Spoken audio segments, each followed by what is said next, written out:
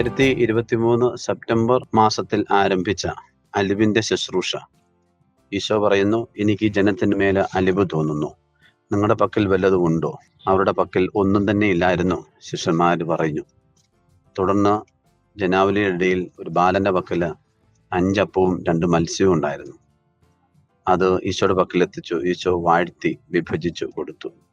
12 കുട്ട നിറയെ കിട്ടി മിച്ചം. സംതൃപ്തിയുടെ അടയാളം. ഇതിന്റെ വെളിച്ചത്തില് ആലപ്പുഴ വണ്ടാനം മെഡിക്കൽ കോളേജിലെ ക്യാൻസർ രോഗികൾക്കും കൂട്ടിരിപ്പുകാർക്കും നൽകി വരുന്ന പ്രഭാത ഭക്ഷണ വിതരണം ഇന്നേക്ക് 1 വർഷം പൂർത്തീകരിച്ചു. ഒത്തിരി സന്തോഷം. അനേകർ ഇതിന് സഹായം നൽകി, പിന്തുണ നൽകി. വളരെ നല്ല രീതിയിൽ ഈ ശുശ്രൂഷ നടന്നു പോകാൻ സാധിക്കുകയാണ്. 50,000-ൽ-അധികം പേർക്ക് 1 വർഷം സൗജന്യ പ്രഭാത ഭക്ഷണം കൊടുക്കാൻ സാധിച്ചു. ഇഡലിയും സാമ്പാറുമാണ് എല്ലാവർക്കും വിതരണം ചെയ്യുന്നത്.